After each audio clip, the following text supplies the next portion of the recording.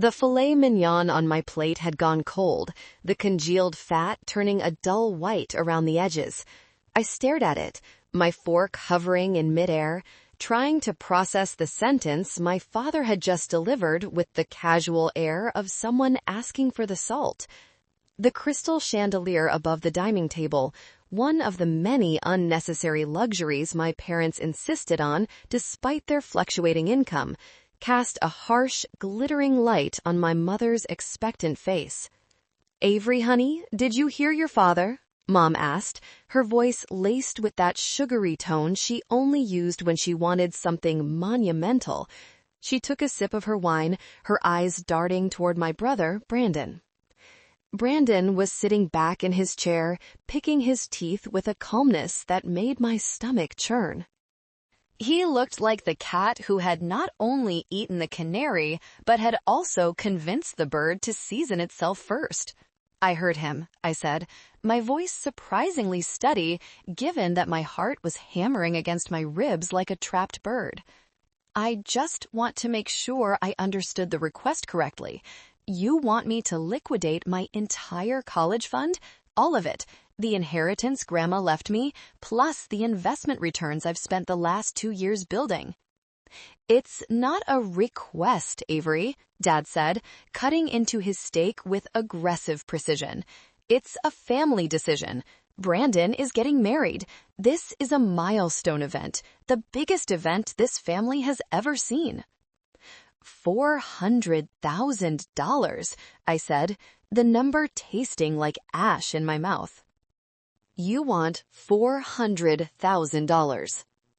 "It's going to be the wedding of the century," Brandon chimed in, leaning forward. His eyes were bright, not with gratitude, but with greed. "Sarah and I found this venue in Napa. It's perfect. And we need the down payment for the house in the Palisades. You know how the market is. If we don't move now, we lose the prestige." I looked at them, my family, my father, Robert, who believed appearance was the only currency that mattered, my mother, Linda, who enabled him and worshipped the ground Brandon walked on, and Brandon, the golden boy, 24 years old, with a history of failed startups and a mountain of credit card debt that everyone pretended didn't exist. Then there was me, Avery, 20 years old, the quiet one. The one who spent weekends studying market trends and compounding interest rates while Brandon was partying in Vegas. Grandma had left me the seed money because she knew. She knew I was the only one who wouldn't blow it on flashy cars or designer clothes. She had bypassed my parents and Brandon specifically to ensure I had a future. "That money is for my medical degree," I said, gripping the table edge until my knuckles turned white. "It's for my tuition, my living expenses, my residency. It's the only way I can become a surgeon without drowning in debt for the next 30 years. Dad sighed, a loud, theatrical exhalation of patience wearing thin. He set his knife down with a clatter. "Avery, don't be selfish. You're a smart girl. You can get loans or scholarships. You've always been good at school. Surely the university will give you a free ride if you ask nicely." "Loans?" I repeated, feeling a bitter laugh bubbling up in my throat. "You want me to take on hundreds of thousands of dollars in debt so Brandon can have a party?" "It's not just a party," Mom snapped, her sugary mask slipping. "It's his reputation. He's marrying into the Harrison family. Do you know what that means? We have to match their level. We can't look like paupers, Avery. Brandon told everyone he's handling the venue and the honeymoon. He promised Sarah a dream life." "So he lied," I said flatly. "He promised money he doesn't have." "He has it," Dad corrected, his eyes narrowing. "He has you. We are a family. We pool our resources." "Your grandmother's money was family money, regardless of whose name was on the check. It belongs to the house." The entitlement in the room was suffocating. It wasn't just the money. It was the absolute erasure of my existence. To them, I wasn't a person with dreams or a future. I was just a savings account with a pulse. I was the ATM they had been waiting to smash open. Brandon cleared his throat, a smirk playing on his lips. Look, I've already put the deposit down on the Lamborghini. I blinked. The what? The Lamborghini Aventador, Brandon said, rolling the name off his tongue like he owned the factory. Yellow, for the entrance. I'm renting it for the week leading up to the wedding. It's iconic. I can't roll up to the rehearsal dinner in my Honda. What would Sarah's dad think? You rented a Lamborghini? I whispered, the absurdity of it making my head spin. You don't have a job, Brandon.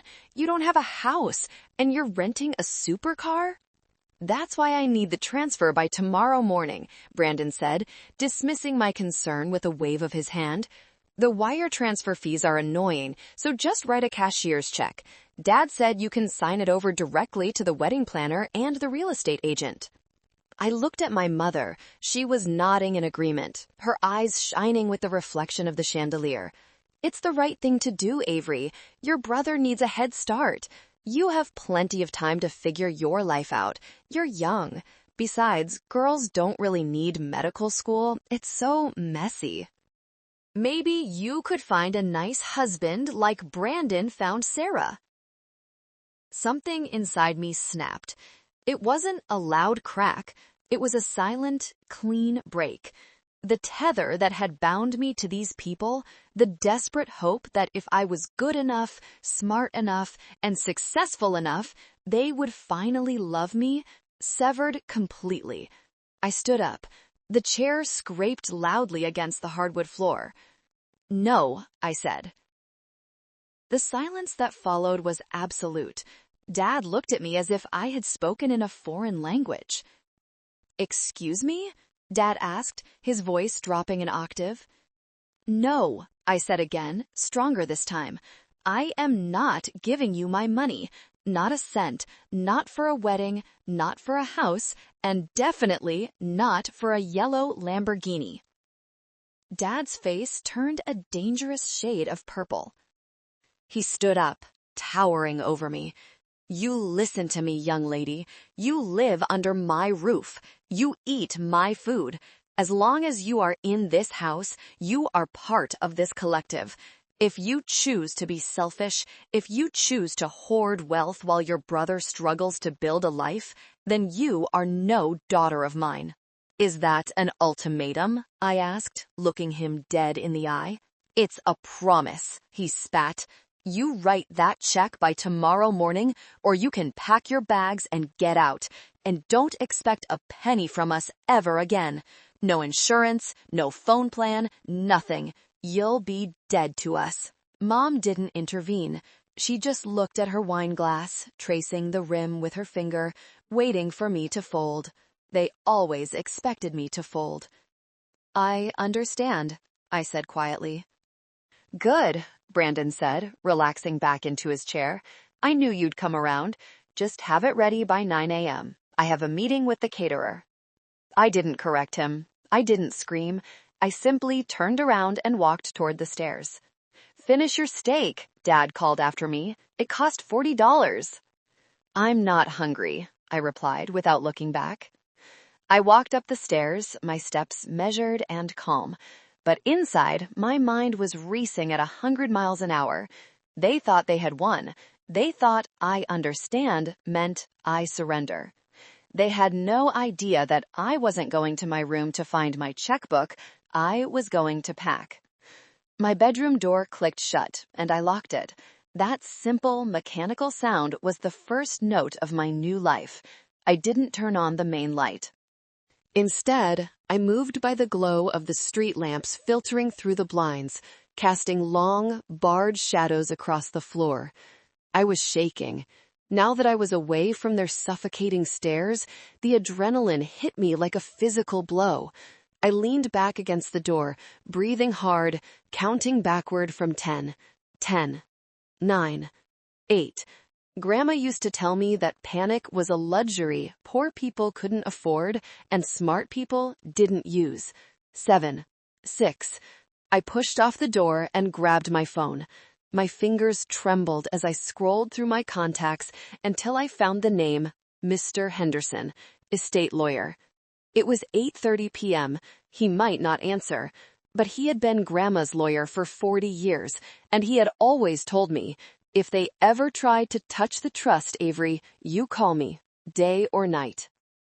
He picked up on the third ring. Avery, is everything all right? They demanded the money, I said, my voice barely a whisper.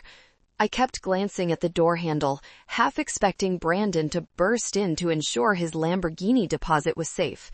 They gave me an ultimatum. Hand over the full $400,000 by morning or get out. I heard the rustle of paper on the other end.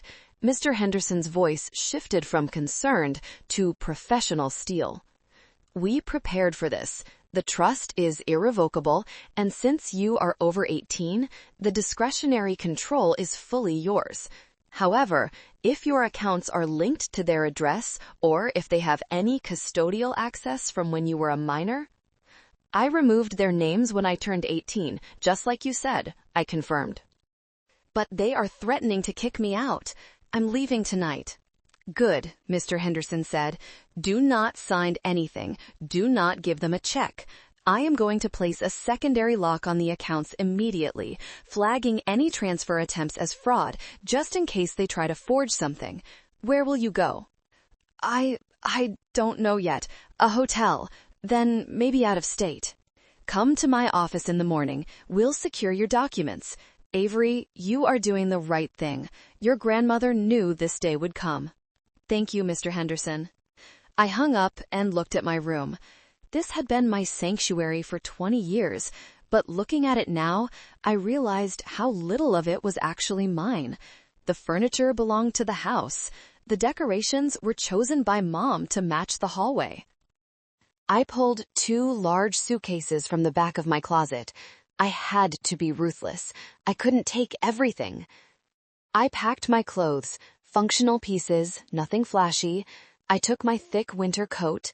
I packed my laptop, my external hard drives containing all my market research and school projects. I swept my toiletries into a bag.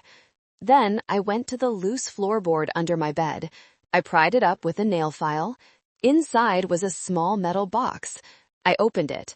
My passport, my social security card, my birth certificate. I had stolen them from Dad's safe 6 months ago, replacing them with high-quality color photocopies.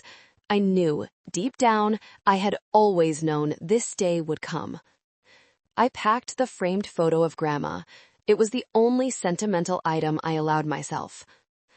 By 2 a.m., the house was silent. The heavy snoring of my father echoed faintly from the master suite down the hall. They were sleeping soundly, dreaming of their Palisades house and their society wedding, completely confident that I would break by breakfast. I dressed in jeans and a hoodie. I wrote a note on a piece of notepad paper. I didn't want to write it. I wanted to just vanish, but I needed to make sure they knew this wasn't a tantrum. This was a resignation. The money is not yours. It is my future. You chose Brandon's ego over my education. You told me to pay up or leave. I chose to leave. Do not look for me. Do not call me. The check isn't coming. I left the note on the kitchen counter, right next to the coffee maker where Dad would see it first thing in the morning. Beside the note, I placed my house key. The metal clinked softly against the granite countertop, a sound that felt like a gavel striking a judge's bench. I rolled my suitcases to the back door, lifting them to avoid the squeaky floorboard in the hallway. The night air was crisp and cold. I didn't have a car. Dad had sold my sedan last year to help pay for Brandon's engagement ring, promising to buy me a new one soon. Soon never came. I called an Uber, watching the little car icon creep closer on the map. When the headlights swept across the driveway, I held my breath, praying the light wouldn't wake anyone. The driver, a tired-looking man in his 50s, helped me load the bags into the trunk of his Toyota Camry. Heading to the airport? He asked as I slid into the back seat. The bus station, I said. The airport was too expensive, and my paper trail needed to be hard to follow until I was settled. As the car pulled away, I looked back at the house. It was a beautiful house, a sprawling colonial with manicured hedges and a 3-car garage. Ideally, it should have been a home, but to me, it was just a facade, a stage set for a play where I was merely a prop. My phone buzzed in my hand. It wasn't a message, it was a notification from my banking app. Interest deposit plus $1,200. I smiled, a small, sad thing. They wanted the golden goose, but they had just chased it out of the yard. I opened my settings and selected my family group chat. Block contact, Mom. Block contact, Dad. Block contact, Brandon. One by one, I erased them digitally before I had even crossed the city limits. "You okay back there, miss?" the driver asked, glancing in the rearview mirror. "You look a little intense." "I'm fine," I said, leaning my head against the cool window glass. "I just saved myself $400,000. "That's a good night's work," he chuckled, thinking I was joking. "Yeah," I whispered, watching the suburban streets blur into the dark highway. It really was. The bus station was grimy and smelled of diesel and stale coffee, but to me, it smelled like freedom. I bought a one-way ticket to Seattle. I had read about the booming medical tech industry there. If I couldn't go to medical school immediately, I would work in the adjacent fields. I would invest. I would build. I sat on the hard plastic bench, hugging my backpack. I was homeless. I was estranged. I was alone. But as the sun began to crest over the horizon, painting the sky in hues of orange and violet, I realized something profound. For the first time in my life, I wasn't afraid of disappointing them. I was only responsible for myself, and I was worth far more than a yellow Lamborghini. Seattle was gray, wet, and expensive, but it was far enough away that I could breathe. I didn't touch the principal of my trust fund. That was my golden rule. If I started eating into the $400,000, I would eventually be just another person with a dwindling savings account. I needed that money to work for me. I found a studio apartment in a basement in the University District. It was the size of a walk-in closet with a window that looked out onto a brick wall and a damp smell that never quite went away. The rent was cheap, and the landlord didn't ask questions as long as the cash was on time. I enrolled in a local community college to finish my prerequisites cheaply, putting my medical school dreams on a temporary pause. But my real education happened outside the classroom. I needed a job that paid well but didn't require a degree I didn't have yet. I found it in a boutique real estate investment firm specializing in medical facilities, clinics, urgent cares, small surgical centers. They needed a receptionist. I applied, but not for the receptionist role. I walked in and told the hiring manager I could organize their chaotic database of leads in 3 days, or they didn't have to pay me. That's how I met Mrs. Vance. Eleanor Vance was 72 years old, barely 5 feet tall, and terrifying. She owned the firm. She wore Chanel suits with comfortable sneakers and smoked thin cigarettes that she held like darts. "You fixed the database," she said, standing over my desk on my 4th day. She didn't look impressed. She looked suspicious.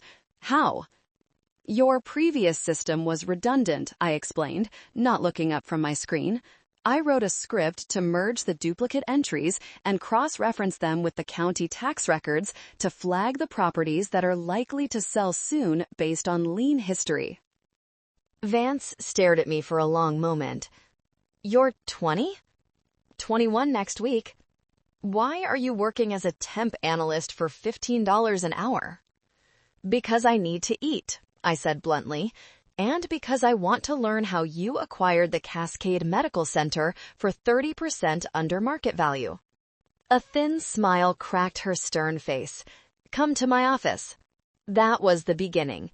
Mrs. Vance became the mother figure Linda had never been, though she was far less nurturing and far more practical. She didn't bake cookies. She taught me how to read commercial lease agreements. She didn't hug me. She showed me how to spot a desperate seller from a mile away. "Money has no emotions, Avery," she told me one rainy Tuesday as we looked over blueprints for a dialysis center. "It doesn't care if you're a good person or a bad person. It only cares about math. Your family broke because they tried to use money to buy feelings, prestige, love, respect. You can't buy those. You can only rent them, and the rent is always due." I took that lesson to heart. For 3 years, I lived like a monk.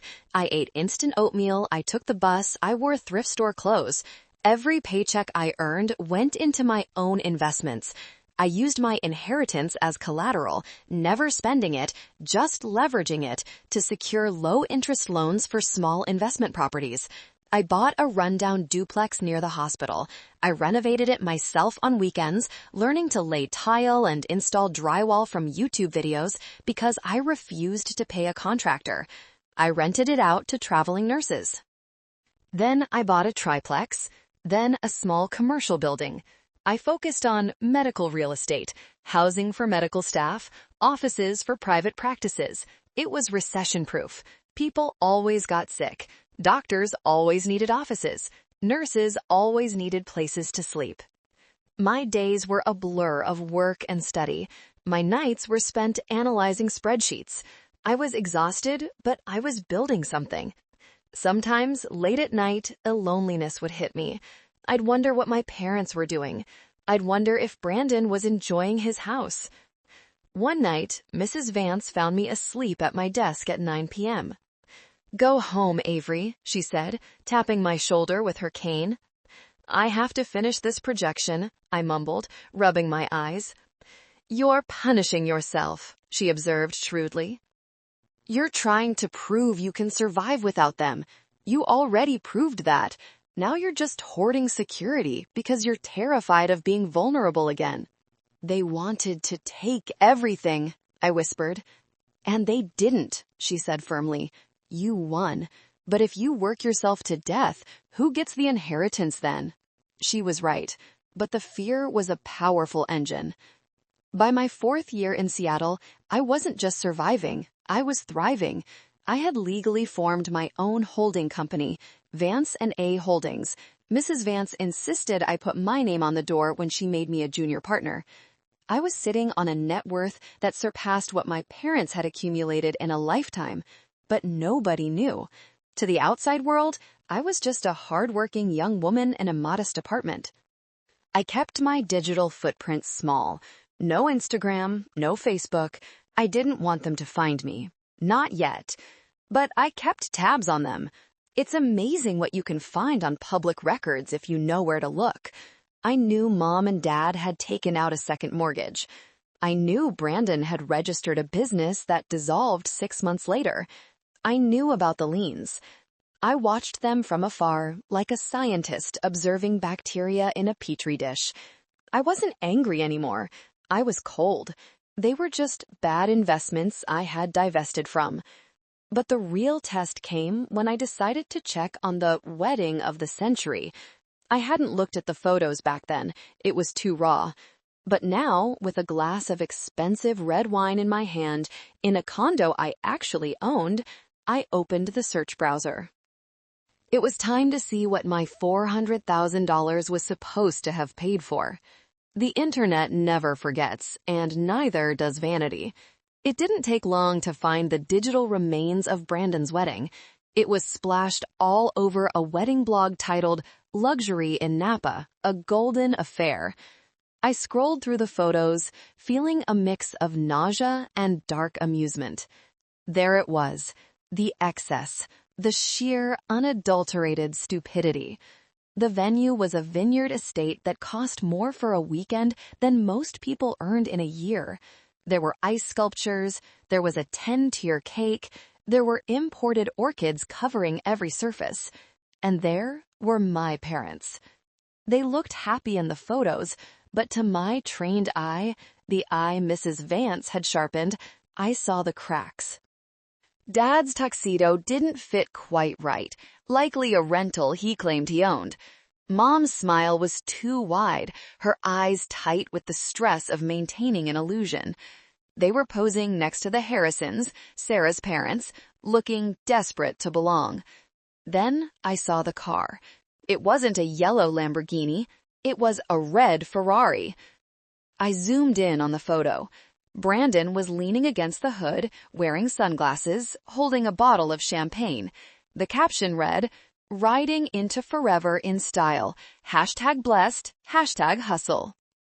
I did a quick cross-reference check on the license plate visible in the reflection of the bumper. It was a rental from a company in San Francisco known for gouging tourists. He couldn't even get the Lamborghini, I thought. He probably maxed out the credit limit and had to downgrade to the Ferrari. The irony was palpable. They had demanded my future to pay for this weekend of posturing. But the real story wasn't in the wedding photos. It was in the public records of the county clerk's office back home. I pulled up the property records for my childhood home. The house I had grown up in, the one Dad always bragged was his castle, was drowning. Deed of trust. Date, 2 weeks after I left. Amount, $350,000. Interest rate, variable, starting at 8%. They had cashed out the equity. Since I hadn't given them my money, they had cannibalized their own retirement. They had literally bet the house on Brandon. And for what? I searched for Brandon's Palisades home. Nothing. No property records under his name. No mortgage deeds. I dug deeper. I found a rental agreement filed in a court dispute. Brandon and Sarah hadn't bought a house. They had rented a luxury villa for 6 months, posted photos pretending they bought it, and then got evicted when they stopped paying rent. They had burned through the equity loan on the wedding and a few months of playing pretend. "You idiots," I whispered to the empty room. "You absolute idiots." I switched tabs to look at Sarah's social media. It was public. The posts from the wedding year were full of hashtags. #power couple, empire building. But as the timeline moved forward, the tone changed. Year 2, less photos of Brandon, more vague quotes about knowing your worth and liars. Year 3, photos of Sarah alone or with friends, no ring. Year 4, a photo of legal papers. Caption, "Finally free. Lesson learned. Never marry a man who is in love with his own reflection." Divorce. My brother, the golden boy, had destroyed our parents' financial security for a marriage that lasted less than 4 years. I felt a strange sensation in my chest. It wasn't pity. Pity implies you want to help. This was validation. I remembered the dinner table. Do not expect a penny from us ever again. They had tried to cut me off to scare me. In reality, they had saved me. If I had stayed, if I had given them the money, I would be broke right now. I would be dragged down into their quicksand. My phone rang. It was Mrs. Vance. "Avery," she barked. "Are you seeing the market reports for your hometown? The housing bubble there is bursting."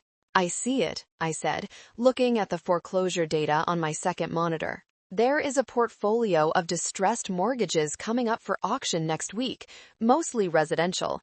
Some bad loans from regional banks trying to clean up their balance sheets." My heart skipped a beat. "Do you have the list?" "I do. Sending it over." I heard the ping of the email arriving. I opened the spreadsheet.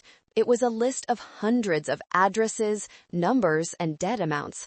Lives reduced to rows in Excel. I hit Control+F. I typed in the address, 1402 Oakwood Drive. The cursor jumped to line 214. Borrower, Robert and Linda Miller. Status, non-performing, 90-plus days delinquent. Lender, Regional Trust Bank. Note value, $380,000. Principal plus penalties. Auction price, discounted to $210,000 for bulk buyers. My breath hitched. They hadn't just taken out a second mortgage. They had stopped paying it. They were a year behind. The bank was getting ready to foreclose, but they were selling the debt first to clear their books.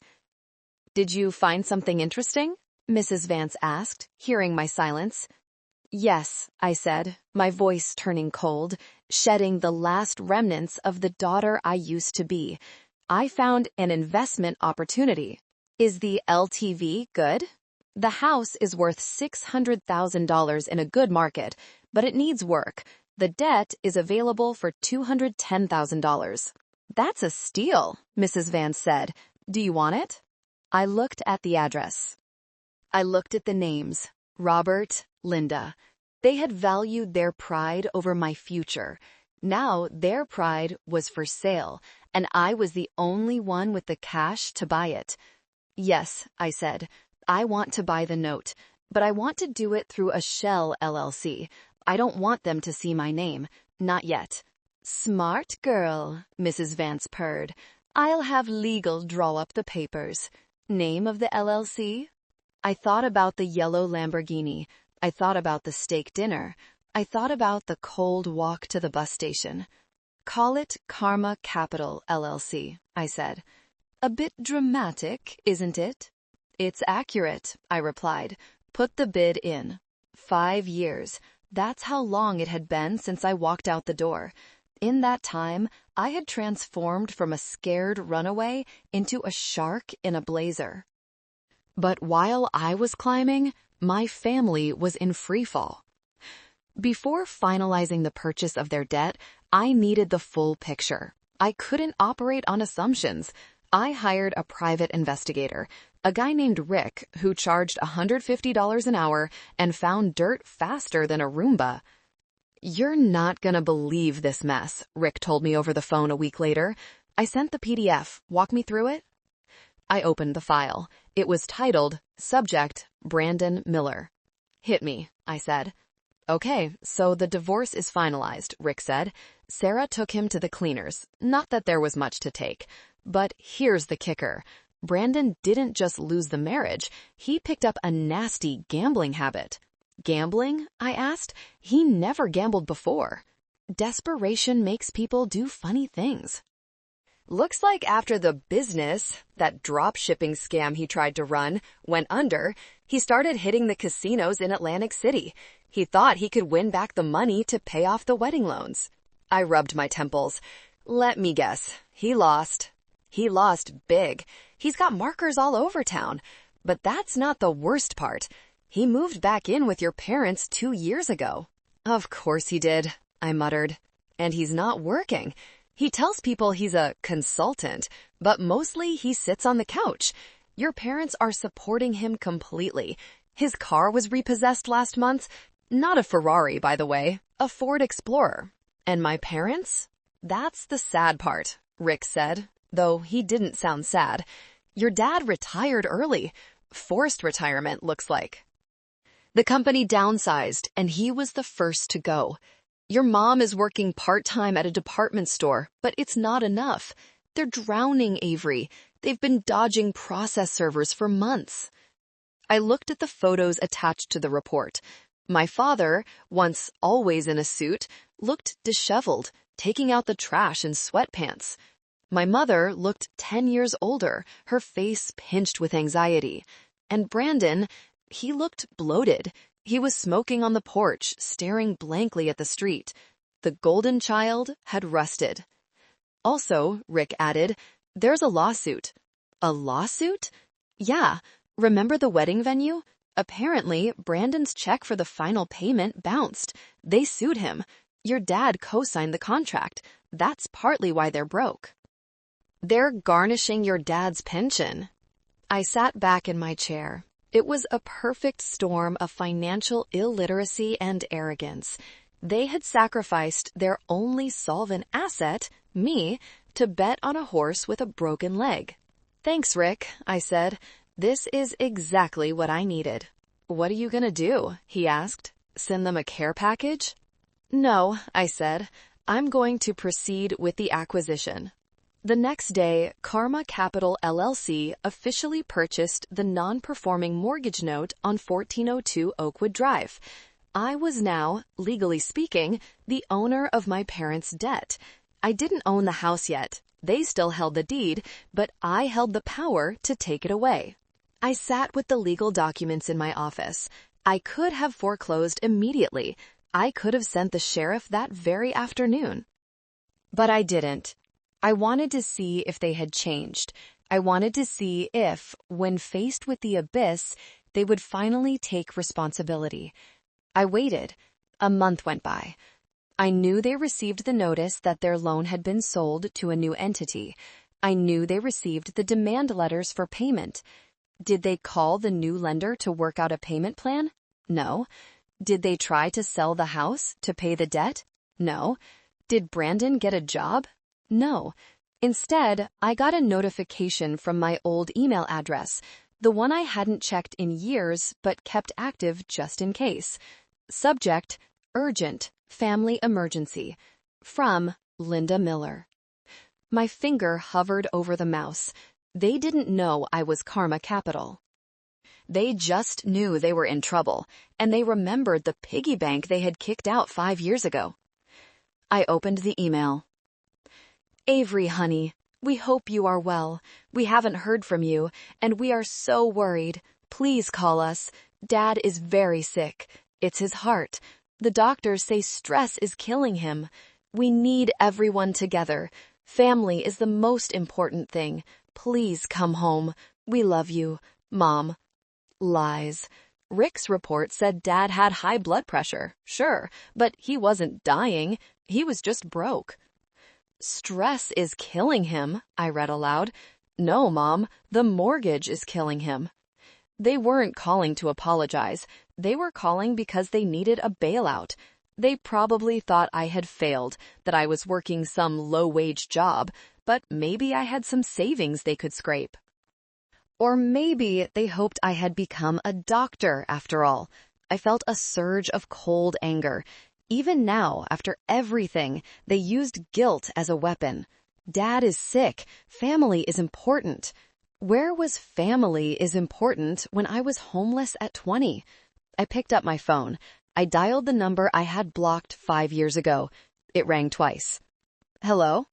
Mom's voice was breathless, hopeful. Hello, Linda, I said. I didn't call her Mom. Avery! Oh my God! Robert, get the phone! It's Avery!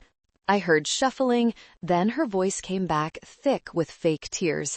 Oh, honey, we've been praying for this call. Where are you?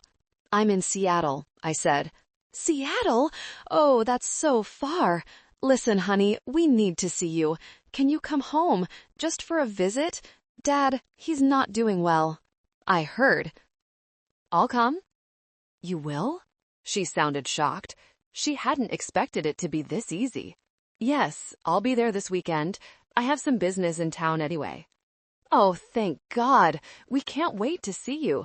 We'll make up the guest room. Well, Brandon is in your old room, but we have the pull-out couch. Don't worry about accommodations, I cut her off. I'll handle myself. See you Sunday. I hung up. I looked at the foreclosure file on my desk. I wasn't going home to save them. I wasn't going home to be the dutiful daughter. I was going home to inspect my asset. Before I flew back, I needed to solidify my position. Buying the debt was the first step. Executing the endgame required precision. I met with my attorney, Marcus, a sharp-eyed litigator who made sharks look like goldfish. We sat in the glass-walled conference room of Vance & Ah Holdings. So, let me get this straight, Marcus said, tapping his pen on the file. You own the note. They are 12 months behind. You want to execute the foreclosure, but you want to deliver the news in person? Not exactly, I said. I want to give them one last chance to dig their own grave. If they ask for money, if they try to manipulate me, I enforce the eviction. If, by some miracle, they apologize and show genuine remorse, maybe I restructure the loan. Maybe I let them live there as tenants. Marcus raised an eyebrow. You're a better person than I am, Avery. But legally, you're in the clear. The foreclosure paperwork is drafted. All we need is your signature to file the notice of default with the county. Once that's filed, the clock starts. They have 90 days to pay the full amount, $380,000, or the house is yours. They don't have $3,000, let alone $380,000, I said. Then the house is yours. I signed the papers but told Marcus to hold them. Don't file it until Monday. I see them on Sunday. Understood. I spent the next 2 days preparing. I wasn't going back as the girl in the hoodie. I was going back as the CEO of a multi-million-dollar portfolio. I rented a car for the trip, not a rental sedan. I arranged for a specialized luxury rental service to deliver a car to the airport for me, a Porsche Panamera Turbo S, sleek, black, aggressive. It was a statement piece. It screamed money in a way that Brandon's rented Ferrari screamed insecurity. I packed my best clothes.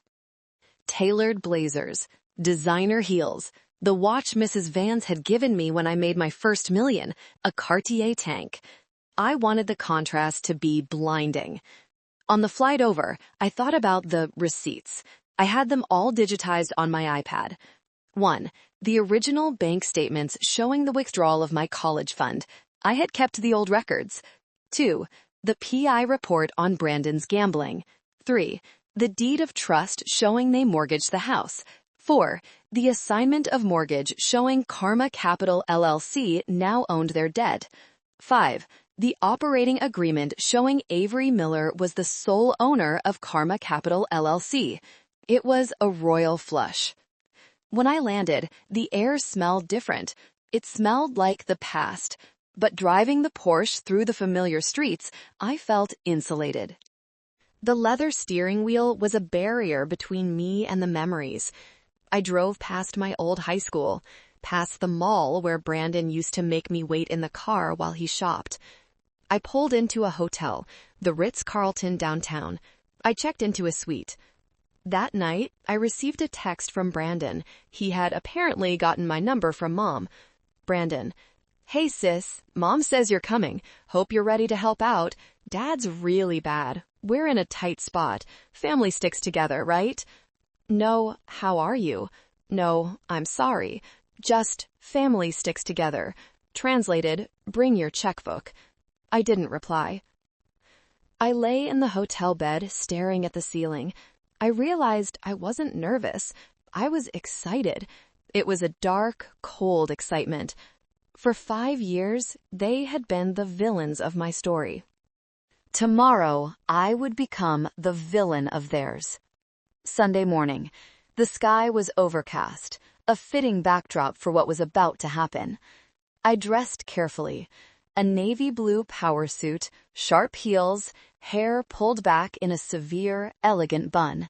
I looked like I was going to a board meeting, which, in a way, I was. I drove to the house. Turning onto Oakwood Drive was surreal. The neighborhood looked the same, but smaller. And then I saw it. Number 1402. It was shocking. The lawn, once Dad's pride and joy, was overgrown with weeds. The paint on the siding was peeling. A shutter on the second floor was hanging crookedly. The driveway had oil stains. And there, parked right in the middle, was a rusted Ford Explorer and an older sedan that looked like it hadn't been washed in a year. I pulled the Porsche into the driveway, blocking them both in. The engine purred like a jungle cat before I cut it. I stepped out, adjusting my sunglasses. The front door opened almost immediately. Mom stepped out. She was wearing an apron, trying to look domestic and welcoming, but her eyes were glued to the car. Her jaw had literally dropped. "Avery?" she gasped. "Hello, Mother," I said, walking up the cracked walkway. I didn't move to hug her. She froze, unsure of what to do. She looked at the car, then back at me, then at the Cartier watch on my wrist. The calculation in her eyes was instant. I could see the dollar sign spinning. "Oh, honey, you look expensive," She tried to laugh, but it came out as a nervous cackle. Come in, come in. Look who's here, Robert, Brandon. I walked into the house. It smelled of stale cigarettes and air freshener trying to cover up mold. Dad was sitting in his recliner. He didn't look like he was on his deathbed. He looked tired, yes, and older, but he was watching football. He muted the TV when I walked in. "Avery," he said, struggling to get up. "You came." "You said you were dying," I said dryly. Well, I have palpitations," he stammered. His eyes also darted to the window, looking at the Porsche. Is that yours?" "It's my transportation," I said ambiguously. Brandon walked in from the kitchen. He was wearing sweatpants and a stained t-shirt. He had gained at least 40 pounds. His hair was thinning. The golden boy had lost his shine. "Whoa," Brandon said, looking out the window. "Nice ride." "Panamera Turbo? That's like a 6-figure car." "Hello, Brandon," I said. "Hey, sis," he grinned, a lopsided, greedy grin. "I knew you'd do well. I told Mom, Avery's a grinder. She'll figure it out. So you're rich now, huh? What is it? Crypto? OnlyFans?" He laughed at his own joke. Mom and Dad chuckled nervously. "I work in real estate investment," I said, sitting down on the edge of the sofa. I didn't lean back. I didn't want to get comfortable. "Real estate," Dad clapped his hands. "That's great. That's really great. We've had some real estate issues ourselves." "I know," I said. They paused. They didn't catch the nuance. "So," Mom said, clasping her hands, "we made a roast, but before we eat, we need to talk as a family." Here it comes, I thought. "Avery," Dad started, putting on his serious patriarch face. It was almost comical now that I held the keys to his existence. "We are in a bit of a bind. The economy has been hard on us. Brandon had some bad luck with his business. And with my health, we need help." Brandon cut in, blunt as ever. "Look, Ave, you clearly have money. That car is worth more than this house right now. We need $400,000. I almost laughed. The number. It was poetic. "Why $400,000? I asked, feigning ignorance. "To clear the mortgage and get us back on our feet," Dad said, "and a little seed money for Brandon's new venture. He has a great idea for a tech startup." "I thought you said Brandon's wedding was an investment in the family's future," I said, looking at Brandon. "How did that return on investment work out?" Sarah scowled. "Sarah was a bitch. She took everything. It's not my fault." "And the college fund?" I asked. "The money you demanded from me, where did that go?" "That's water under the bridge," Mom waved her hand dismissively. "Why are you dwelling on the past? We are talking about the now. We are your parents, Avery. We raised you. We put a roof over your head. And then you kicked me out from under it," I reminded them. "We were teaching you a lesson," Dad boomed, his temper flaring just like old times. "And look, it worked. You're successful. You should be thanking us. We made you tough." I stared at them. The delusion was absolute. They truly believed that their abuse was the cause of my success, and therefore they were entitled to the dividends. "So," I said, standing up, "you want me to write a check for $400,000 today?" "Yes," Mom said, her eyes wet with greed. "And then we can be a family again. We can start over." "I see," I said. I picked up my briefcase. "Is the checkbook in there?" Brandon asked, practically drooling. "No," I said, "but something else is." I opened the briefcase. I didn't pull out a checkbook. I pulled out a thick stack of legal documents with blue covers. "I didn't come here to give you money," I said, my voice dropping to a register of absolute zero. "I came here to inspect my property." "What?" Dad frowned. "What are you talking about?" "This house," I said, looking around the dingy living room. "You haven't paid the mortgage in 12 months. The bank was selling the note." "How do you know that?" Mom whispered, her face paling. Because I bought it, I said. The silence that filled the room was heavier than lead. You what? Brandon stammered. I am Karma Capital LLC, I said. I own your debt. I am your lender, and you are in default. For a solid 10 seconds, nobody moved. The only sound was the hum of the refrigerator from the kitchen. Dad was the first to speak. His face cycled through confusion, disbelief, and finally, a terrifying shade of red. You bought our mortgage? You own the house? Technically, I own the note, I corrected calmly, placing the documents on the coffee table, which means I have the right to foreclose if you don't pay.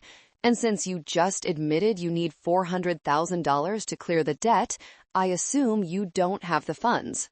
This is illegal, Brandon shouted, standing up and pointing a finger at me.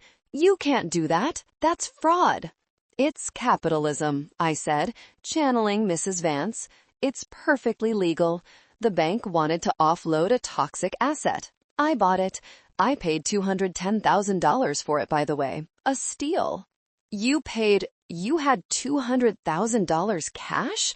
Mom looked like she was going to faint. And you didn't just give it to us? Why would I give it to you? I asked. So Brandon could rent another Ferrari? So you could throw another party? We are your family! Dad roared, struggling to get out of his chair.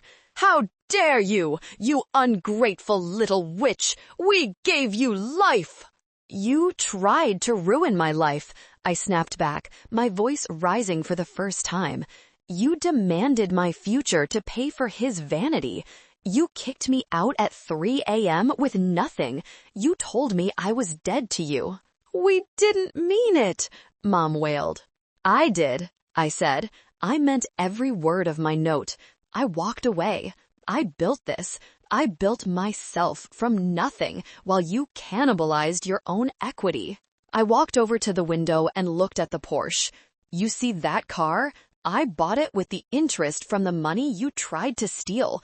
Every cent I have is because I didn't listen to you. Avery, please. Mom changed tactics, switching to begging mode. She dropped to her knees. It was pathetic. Please, don't do this. Where will we go?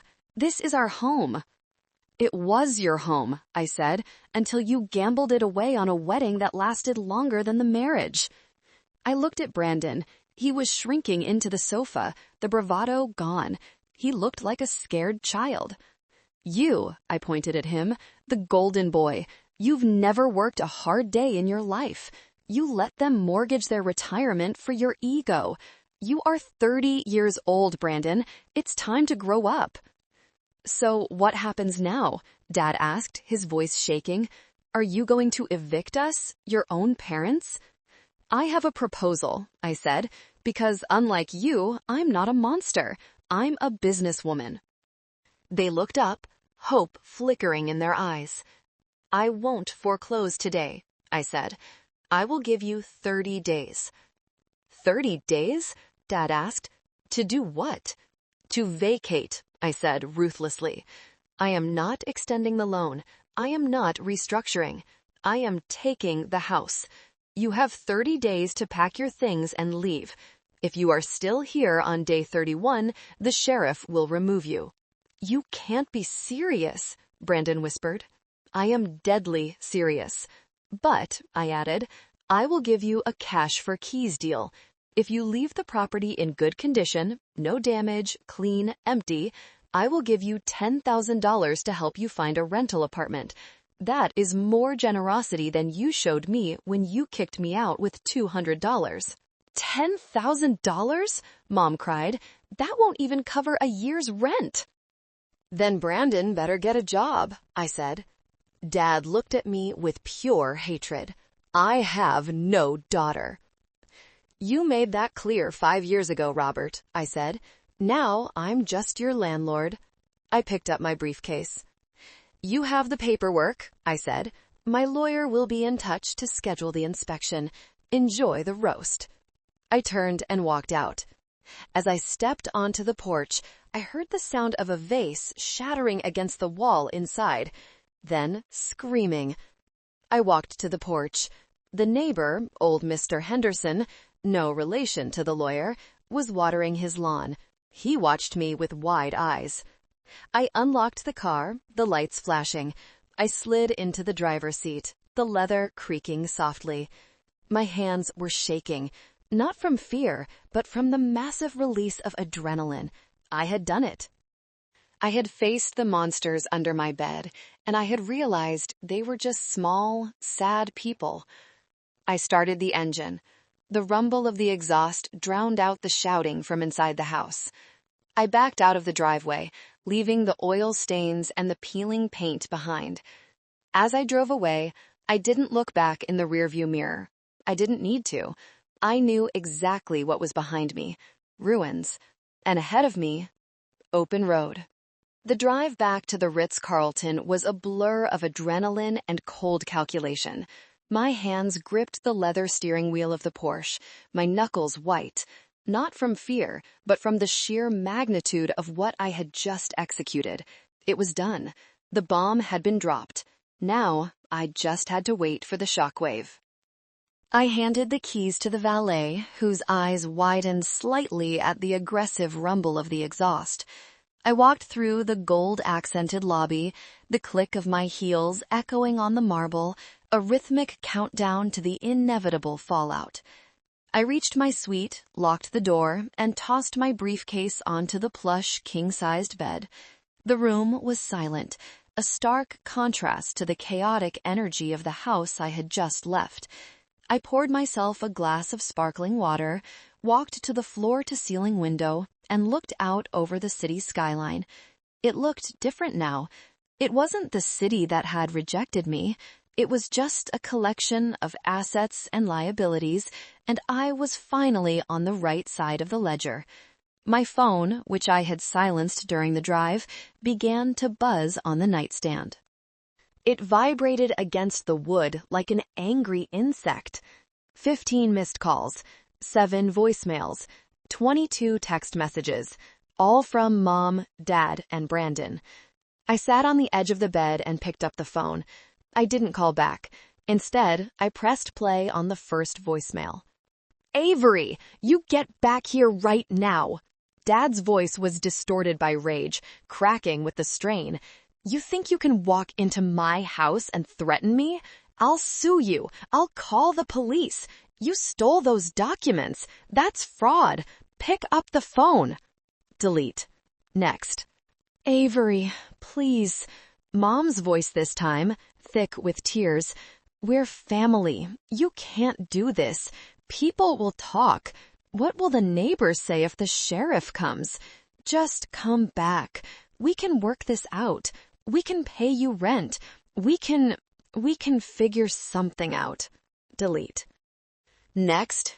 "You bitch." Brandon, short, breathless, like he was pacing. "You think you're better than us? You're nothing. You're just a lonely little girl with a calculator. Watch your back." I saved that one. Not because it hurt, it didn't, but because my lawyer, Marcus, would love it. It was a threat. It was leverage. I called Marcus. It was Sunday, but he picked up on the first ring. He knew where I was today. "How did it go?" he asked, his voice calm and professional. "They know," I said. "I gave them the 30-day notice verbally. I offered the cash for keys deal. They reacted predictably." Screaming, threats, denial? All of the above. Brandon is threatening me. Dad is threatening to sue for fraud. Marcus chuckled, a dry sound. Let him try. "The assignment of the mortgage is ironclad. It's filed with the county. You have the chain of title. Unless your father has $380,000 hidden in his mattress, he has no legal standing. He's a squatter in his own mind right now." "Did they accept the cash for keys offer?" "No, they were too busy being offended." "They will," Marcus said. "Hunger has a way of adjusting one's pride. I'll have the formal eviction notice served by a process server tomorrow morning. It makes it official. The 30-day clock starts the second that paper touches his hand." "Do it," I said. The next few days were a masterclass in psychological warfare. I didn't leave the hotel. I set up a temporary command center in the living area of the suite. I continued managing my portfolio in Seattle remotely, closing a deal on a small urgent care clinic while my parents were likely scrambling to find a lawyer who would take their case on a contingency basis. They wouldn't find one. Any competent attorney would look at the foreclosure documents, see the debt amount, see the missed payments, and tell them to pack their bags. On Tuesday, I received an email from a local law firm. It was a cease and desist letter.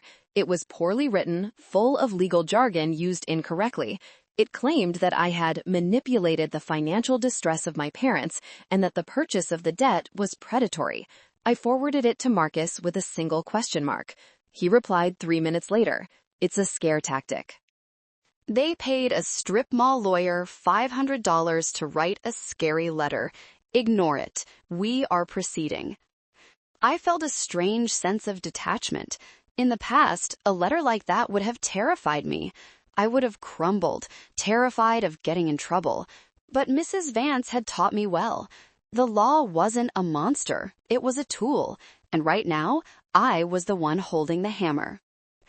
I decided to go for a drive on Wednesday. I needed fresh air. I drove the Porsche out toward the coast, letting the ocean wind whip through the open windows. I pulled over at a scenic overlook, the same one where Brandon used to bring his dates to impress them with Dad's car. I leaned against the hood of my own car, watching the waves crash against the rocks. My phone buzzed again. It wasn't a threat this time. It was a notification from my bank. The quarterly dividends from my primary investment portfolio had just hit. I opened the app. The number was staggering. Because I hadn't touched the principal for 5 years, and because the market had rebounded aggressively, my net worth wasn't just healthy, it was entering the territory of generational wealth. And they had no idea. They thought I had maybe a few $100,000. They thought I had scraped together just enough to buy the debt. They couldn't conceive that the $400,000 they tried to steal was now just a fraction of what I controlled. I thought about the golden boy. I thought about the wedding. I thought about the Lamborghini he never rented and the Ferrari he couldn't afford. They had spent 5 years pretending to be rich. I had spent 5 years actually becoming rich. I got back in the car. I had one more meeting to take before the 30 days were up. I wasn't going to hide in the hotel forever. Brandon had sent another text asking to meet. He said he wanted to talk man-to-man about a settlement. It was a trap, or a plea, or a threat. It didn't matter. I was holding all the cards. I texted back, "Lobby of the Ritz, 2 p.m., come alone. If you yell, security will remove you." It was time to shatter the last of his illusions. The lobby of the Ritz-Carlton was designed to intimidate. The ceilings were 30 feet high, the carpets were thick enough to swallow your ankles, and the scent of fresh lilies hung heavy in the air. I sat in a high-backed velvet chair, a fresh pot of Earl Grey tea on the table in front of me. Brandon walked in at exactly 2:05 p.m. He looked out of place. He was wearing a suit that was clearly 3 years old and a size too small, straining at the buttons around his midsection. He looked around nervously, intimidated by the opulence, before he spotted me. He walked over, trying to muster a swagger that he no longer possessed. He sat down opposite me without being invited. "Fancy place," he muttered, eyeing the tea service. "Dad is losing his mind, you know. He's checking his blood pressure every 10 minutes. "He should take his medication," I said, pouring myself a cup. "Did you come here to discuss his health or the house?" Brandon leaned forward, resting his elbows on his knees. "Look, Avery, let's cut the crap. We know you're trying to squeeze us. It's a power move. Okay, you made your point. You're the big boss now. Congratulations." "Thank you. But seriously," he lowered his voice, "you can't kick us out. Where are we gonna go? Mom is crying all day. It's pathetic. We need a deal. You said you're a businesswoman? Fine, let's do business. I'm listening. We rescind the claim on the house, Brandon said, as if he had any claim to rescind. We sign whatever you want, but you cut us a check. Not 10 grand. That's an insult. We need half. I paused, the teacup halfway to my lips. Half of what? Half of the original fund, Brandon said, his eyes glittering with that familiar greed. The $400,000. You clearly still have it, or you invested it. Grandma meant for that money to help the family. You give us $200,000 and we walk away. We'll find a new place, I'll start my business, and we leave you alone. Clean break. I set the cup down slowly. The audacity was breathtaking. Even at rock bottom, he was trying to negotiate a ransom for his own surrender. You think the fund is still $400,000? I asked softly. Brandon frowned. Well, give or take, maybe a bit more with interest, unless you spent it all on this. He gestured to the hotel. I laughed. It wasn't a cruel laugh, but a genuine one. It was the laugh of someone watching a child try to pay for a Ferrari with Monopoly money. Brandon, I said, you really don't understand how compound interest works, do you? I know math, he snapped. Let me educate you, I said. I took that $400,000 5 years ago. I didn't put it in a savings account. I put it into high-yield REITs. I leveraged it to buy distressed commercial properties in 2021 when the market dipped. I reinvested every single penny of profit. I lived on ramen noodles while you were drinking Dom Perignon at your wedding. I pulled out my phone. I opened my primary brokerage app. I switched it to privacy mode so it wouldn't show account numbers, only the total balance of the trust portfolio. I slid the phone across the polished table. Look at the number. Brandon looked down. He squinted. Then his eyes went wide. He blinked, as if trying to clear a hallucination. He stammered, 2.5 million? $2,542,000, I corrected. And that's just the liquid portfolio. It doesn't include the equity in the buildings I own. He stared at the phone, his mouth slightly open. He looked like he had been punched in the gut. The color drained from his face. You have $2.5 million? He whispered. And you won't give us $200,000? No. Why? His voice rose, cracking. Why? You don't need it. You could save us and not even feel it. You're sitting on a gold mine and letting your own parents starve. Because, I said, taking the phone back and sliding it into my purse, if I gave you $200,000 today, you would be broke again in 2 years. You would buy a car, you would go on vacation, you would gamble it. You are a black hole, Brandon, and I am done throwing my future into the void. You're a monster, he hissed. Grandma would be ashamed of you. Grandma left the money to me, I said coldly, because she knew I was the only one who wouldn't waste it on a yellow Lamborghini. He flinched at the mention of the car. And here is the best part. I leaned in. I'm not keeping it all. I set up a trust yesterday, the Eleanor and Mary Scholarship Fund. Mary was Grandma's name. I'm donating $50,000 a year from the dividends to pay for medical school tuition for girls from low-income families, girls who have parents like ours. Brandon looked sick. The idea that strangers would get his money was physically painful to him. You'd give it to strangers? I'd give it to anyone who appreciates the value of $1, I said. Now, the offer stands. You have 20 days left. The cash for keys deal, $10,000, is still on the table, but only if the house is broom clean. If you damage one wall, if you leave one pile of trash, the deal is $0, and I will sue you for the cost of repairs. I stood up. Go home, Brandon. Start packing. The clock is ticking. He didn't move. He just sat there, slumped in the velvet chair, a small man in a cheap suit, crushed by the weight of the fortune he had felt entitled to, but never earned. I walked away. I didn't look back. I had a dinner reservation at the best steakhouse in town, and this time I was going to finish my steak. Day 30 arrived with a gray, drizzling sky. It was as if the weather was coordinating with the mood of the neighborhood. I didn't go alone. I brought Marcus, 2 large private security guards, and a representative from the sheriff's office to oversee the civil standby. I wanted everything by the book. No drama, just law. We pulled up to the house at 10 a.m. There were moving trucks in the driveway, cheap ones, rented by the hour. I saw Brandon hauling a box out the front door, slipping on the wet pavement.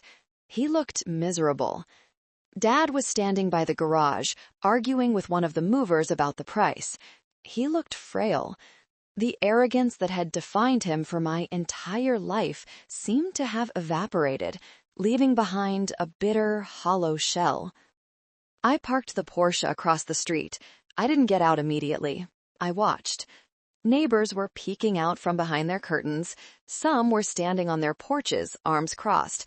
In suburbia, an eviction is a spectator sport, and the Millers had been pretending to be the kings of the neighborhood for too long. The schadenfreude was palpable. I stepped out, opening an umbrella. Marcus walked beside me. "Remember," Marcus said, "do not engage in emotional debates. Inspect the property. Exchange the check for the keys. Leave." "Got it." We walked up the driveway. Dad stopped arguing with the mover and turned to look at me. His eyes were red-rimmed. "You happy?" he spat. "You happy to see your father on the street?" "You're not on the street, Robert," I said calmly. "I know you rented a 2-bedroom apartment on the south side. It's not the Ritz, but it's a roof." "It's a rat hole!" Mom shouted, coming out of the house carrying a lamp. She looked disheveled. "And it's all your fault!" "Is the house empty?" I asked, ignoring the outburst. "We're getting the last of it," Brandon grunted, shoving a box into the truck. "I'm going to inspect it now. If there is damage, the check is void." I walked past them, into the house. The security guards followed me. The house echoed. It was strange seeing it empty. The ghost of my childhood was everywhere. The spot in the hallway where I used to study, the dining room where they demanded my money. The walls were scuffed. There were square patches of cleaner paint where pictures had hung for decades. The carpet was stained. But it was intact. They hadn't smashed the walls. They hadn't poured concrete down the drains. They were too desperate for the $10,000 to risk petty vandalism. Greed, in this case, was my insurance policy. I walked into my old bedroom. It was bare. The window I had looked out of the night I escaped was dirty. I felt nothing. No nostalgia, no sadness. Just the clinical satisfaction of a project manager closing a site. I went back outside. The moving truck was full. They were ready to go. "It passes," I said to Marcus. Marcus nodded and pulled a cashier's check from his briefcase. He handed it to me. I held it out to Dad. $10,000, I said. "As agreed. Keys." Dad looked at the check. His hands were shaking. He wanted to rip it up. I could see it in his eyes.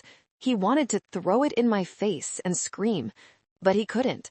He needed that money to pay the deposit on their new, smaller life. He reached out and snatched the check from my hand. It was a sharp, aggressive motion. "I hope you rot in hell," he whispered. "Keys," I repeated, extending my open palm. He fished a ring of keys from his pocket. The front door, the back door, the garage, the mailbox. He dropped them into my hand. The metal was cold and heavy. "Let's go, Linda," he barked at Mom. "I can't stand the smell of traitor in here." Mom looked at me one last time. There was no love in her eyes, only a confusing mix of jealousy and regret. Not regret for what she did, but regret that she hadn't managed to control me better. "You were always a difficult child," she said. "And you were expensive parents," I replied. They climbed into the rusted Ford Explorer. Brandon got into the passenger seat of the moving truck. I stood on the driveway of the house that was now legally, physically, and spiritually mine. The engine started. The truck rumbled. The Explorer backfired once, a final embarrassing cough before reversing out. I watched them drive away. They turned the corner at the end of the block and vanished. The silence that followed was heavy, but it wasn't oppressive. It was the silence of a vacuum, clean and ready to be filled. Mr. Henderson, the neighbor, walked over to the edge of his lawn. He was holding a garden hose. "They gone for good?" he asked. "Yes," I said. "They're gone." "Good riddance," he muttered. "Never liked that yellow car the boy talked about. Never saw it, but he never shut up about it." I smiled. "You won't hear about it again." I turned back to the house. I had the keys in my hand. I could walk in, sit on the floor, and gloat. But I didn't want to. I didn't want to be inside that box anymore. It wasn't my home. It was just an asset. I handed the keys to Marcus. "List it," I said. "Already?" Marcus asked. "Immediately." "I don't want to own this for a second longer than necessary. Sell it as is, investors special, get it off my books." "You don't want to renovate it? You could flip it for a bigger profit." "No," I said, walking toward the Porsche. "Some investments aren't worth the emotional overhead.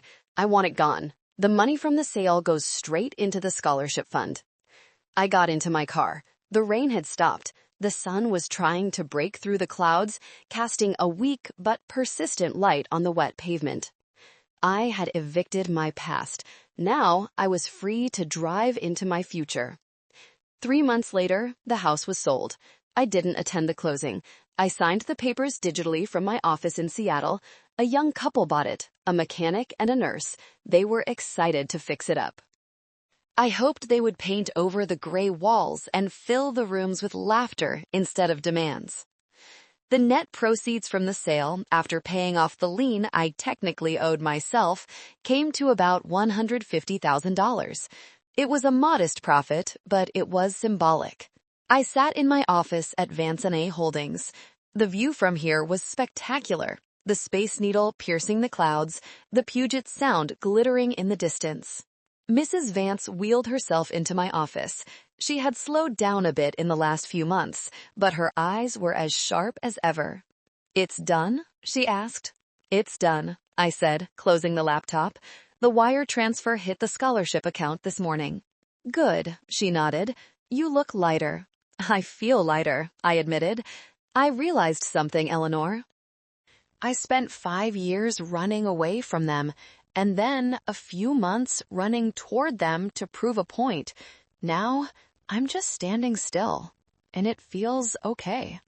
"That's called peace, dear," she smiled. "It's more expensive than a Porsche, but it lasts longer." I picked up a framed photo on my desk. It wasn't of my parents. It was of Grandma Mary.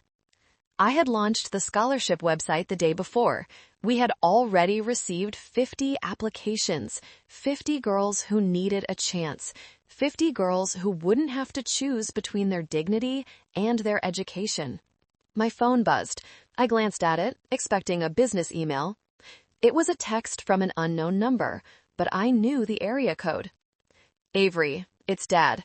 We are really struggling. The apartment has mold. Brandon can't find work. We are family. Just a few thousand. We won't ask again." I stared at the screen. They hadn't learned. They would never learn. They were trapped in a cycle of their own making, believing the world owed them a living. I didn't feel anger. I didn't feel the urge to lecture them. I simply pressed block. Then I went to my settings and changed my number. It was the final severance. I stood up and walked to the window. I looked at my reflection in the glass. I saw a woman who was tired, yes, but strong. A woman who had been forged in fire and came out as steel. I thought about the girl who left a note on the kitchen counter at 3 a.m. I wished I could go back and hug her. I wished I could tell her, it's going to be okay. You're going to be rich. You're going to be powerful. But most importantly, you're going to be free. I turned back to my desk. I had work to do. There were properties to analyze. There were scholarships to award. There was a life to live. I was Avery Miller, and I was no longer defined by the family that abandoned me, but by the empire I built in their absence. Thank you. Thank you from the bottom of my heart for listening to my story.